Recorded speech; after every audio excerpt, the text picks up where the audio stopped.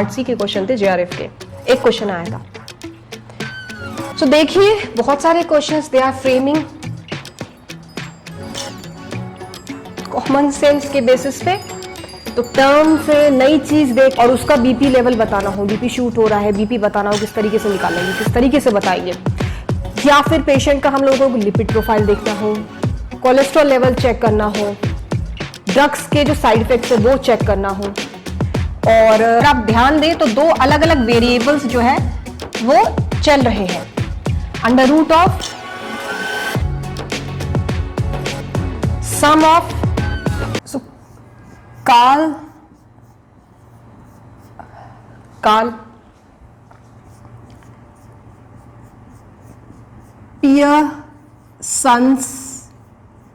Pearson's coefficient. अगला जो आ रहा है वो आ रहा है Karl Pearson's coefficient.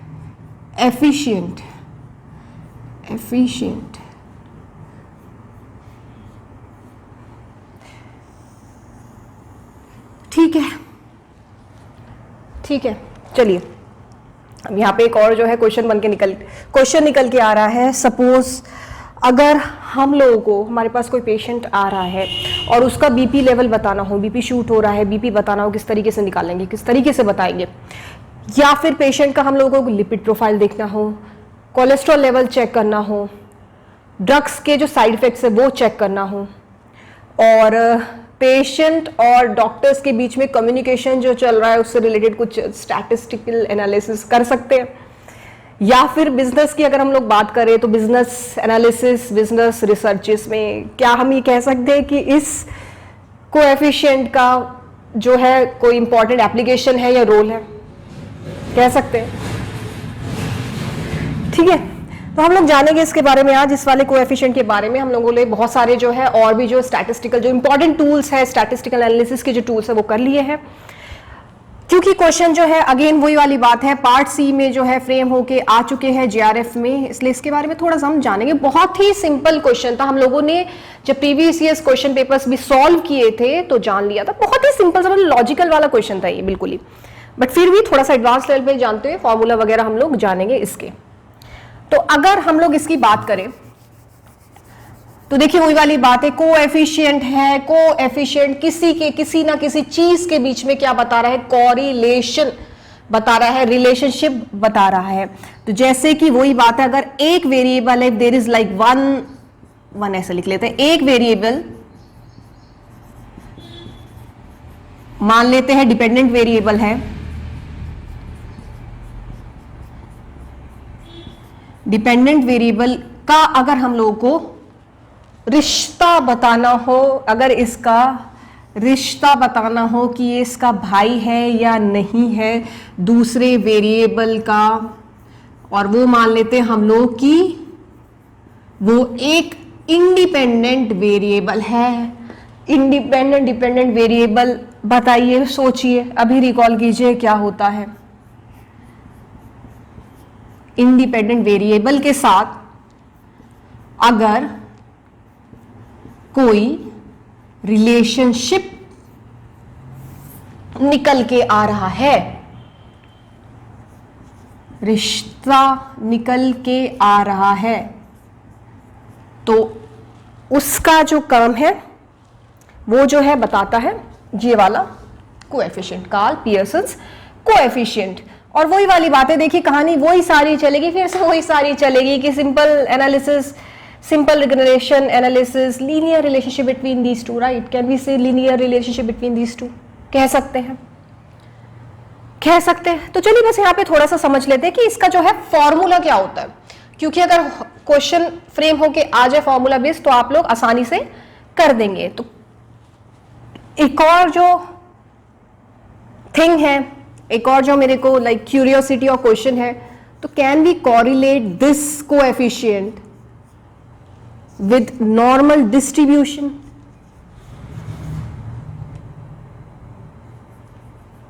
Normal distribution should come or not?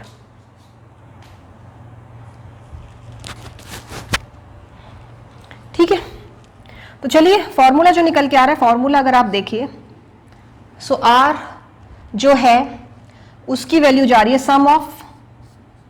Some of x i minus x bar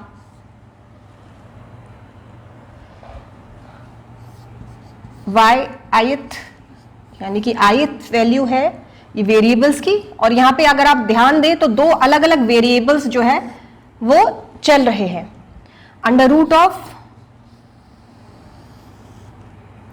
some of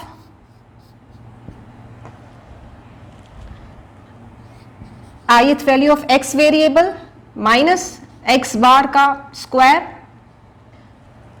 and जिसका मल्टीप्लीकेशन हो रहा है ith वैल्यू क्या है, माइनस y वेरिएबल का mean, y bar is mean का स्क्वायर। देखिए तो ये जो है ये निकल के आ रहा है, रेड से कर लेते हैं, कोई नहीं, ब्लू नहीं चल रहा है तो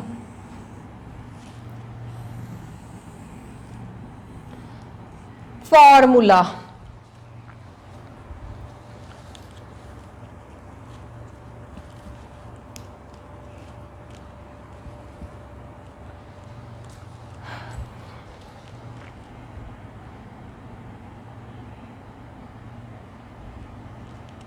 ठीक, तो ये कोएफिशिएंट है, r is the like this is coefficient,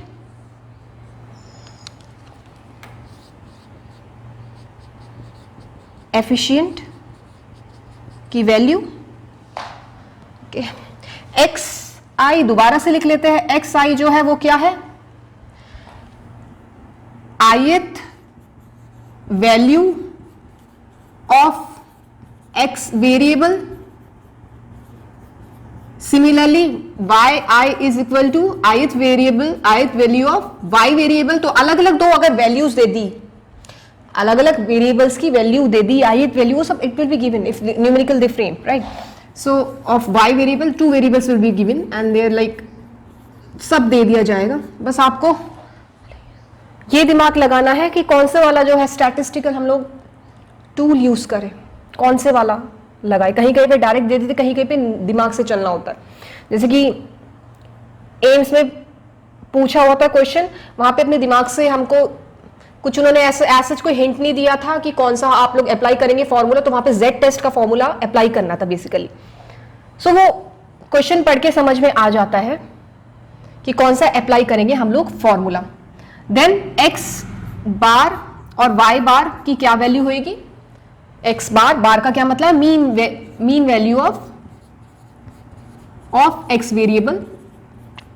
इसी तरीके से mean value of y variable. तो ये चीज हुई फॉर्मूले से रिलेटेड। कहीं कहीं पे यहाँ पे n दे दिए जाएंगे, so that depends again number of samples की अगर बात कर रहे हैं तो ये फॉर्मूला निकल के आता Karl Pearson's coefficient, that's the like very basic formula for this coefficient. बस ये आप ध्यान रखिएगा। So if they frame this and sometimes like I can recall यहाँ पे कभी कभी as I said कि यहाँ पे कुछ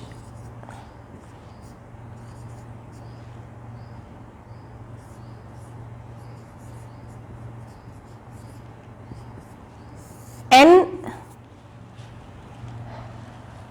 वैल्यू से भी सिग्मा x और सिग्मा y, तो ये भी एक फॉर्मूला निकल के आता है। सो अगेन इट डिपेंड्स कि क्या दे रखा है, क्या चीज वो दे रहे हैं और किस तरीके से हमको फॉर्मूला जो है अप्लाई करना है। ये हमने पहले भी समझा था कि अलग अलग फॉर्मूले टी टेस्ट के भी निकल के आ रहे थे ना, अलग अलग एनालिसिस के अलग अलग टूल्स के अलग अलग फॉर्मूले निकल के आ रहे थे। So on the basis of like कि पेयर टेस्ट है कि अनपेयर्ड है, नंबर ऑफ सैंपल्स है, पॉपुलेशन है, इस तरीके से आप यहाँ पे थोड़ा सा कॉमन सेंस लगाइएगा and you will apply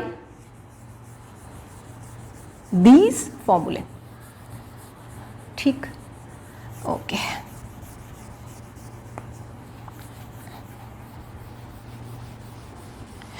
so I hope आप लोग जो है साथ साथ प्रैक्टिस प्रैक्टिस कर रहे हैं न्यूमेरिकल की, क्योंकि जब हम लोग स्टैटिस्टिक्स पढ़ रहे हैं तो बहुत ही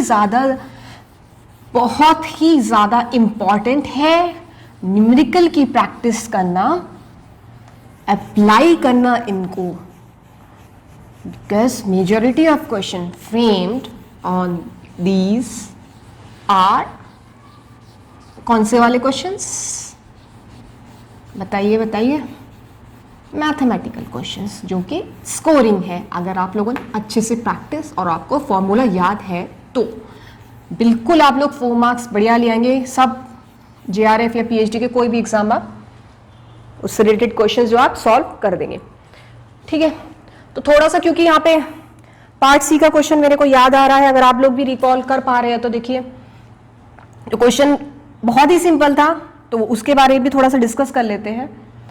और वो कुछ देखिए, मान लिया ये कोएफिशिएंट की value, so let's say Pearson's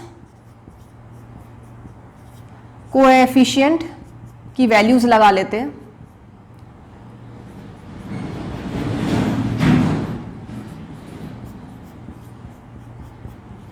एक तो ये चीज हुई, और एक मान लेते चलिए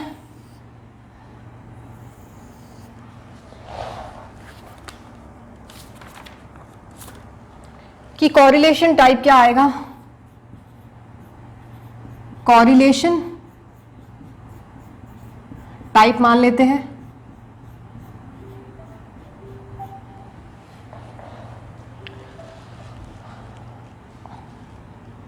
और next is like changes of variables, और डायरेक्शन हम कह सकते हैं यहाँ पे चेंजेस ऑफ वेरिएबल्स।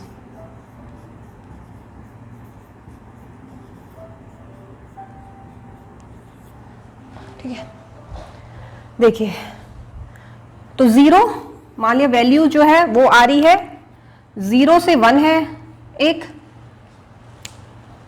0 है, और एक मान लेते हैं 0 to -1। दिस इज 0 to 1 के बीच में मान लिया ये वैल्यूज आ रही है, जो हम लोग निकालेंगे ना, जब कैलकुलेट कर रहे होंगे किसी चीज को। तो यहां पे जो कॉरिलेशन टाइप बताइए क्या बैठेगा, what would be the correlation type if you calculate this. Simple है, 0 to 1 मतलब क्या है, पॉजिटिव। ग्राफिकल रिप्रेजेंटेशन की बात हो रही है यहां पे, so this would be positive, this is 0, so that's neutral, ये न्यूट्रल है। एंड ऑब्वियस सी बात है, लास्ट वाला बताइए, दैट्स वुड बी नेगेटिव। सो इसी बेसिस पे उन्होंने बहुत ही सिंपल सा common sense based question frame किया था। कॉमन सेंस खुली रखी है तो आप लोगों ने वो कर लिया होगा, और 4 मार्क्स आपको मिल चुके होंगे जिन्होंने अटेम्प्ट किया था वाला क्वेश्चन। और change of variables means direction, so that's this is like same direction,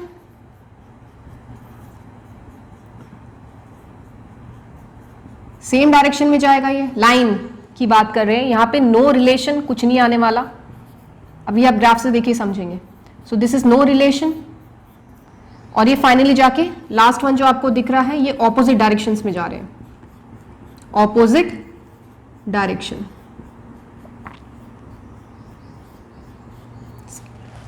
simple.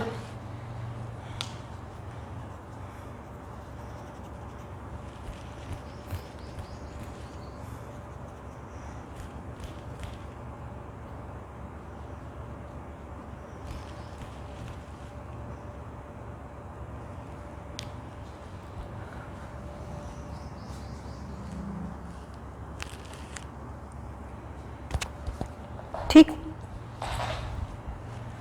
अब ग्राफ से समझ लेते हैं।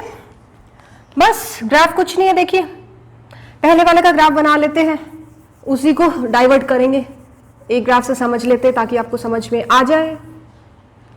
तो सपोज रैंडम वैल्यूज चल रही है,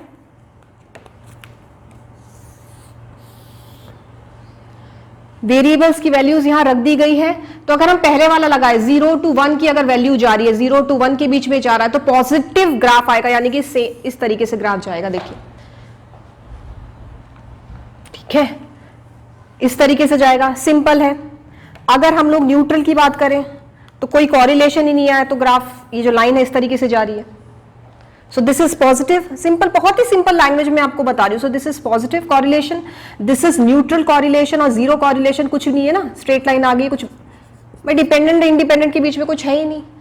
और फाइनली जाके जो है अगर देखें तो बताइए माइनस वाला क्या होगा, ये लीजिए इस तरीके से लाइन गई है। सो this is negative correlation, simple. And on this, इस बेसिस पे उन्होंने क्वेश्चन फ्रेम कर दिया था, बिल्कुल कॉमन सेंस वाला था, हम लोगों ने जो डिस्कस भी किया था।